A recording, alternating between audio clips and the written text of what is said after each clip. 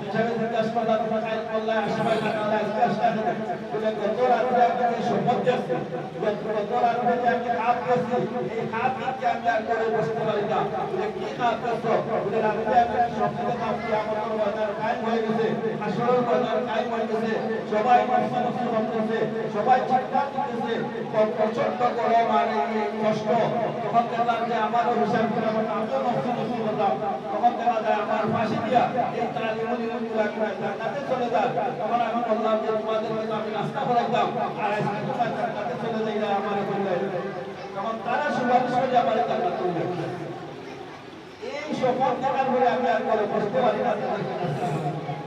এই জন্য আমি যদি জাত মাল দিয়ে তার অভাব দূর করে দেই ছাত্রদের অভাব দূর করে দেই উস্তাদের অভাব দূর করে দেই এবং আমি এরকম যদি মাল দিয়ে সচেতন করতে পারি তাহলে আল্লাহ রাব্বুল আলামিন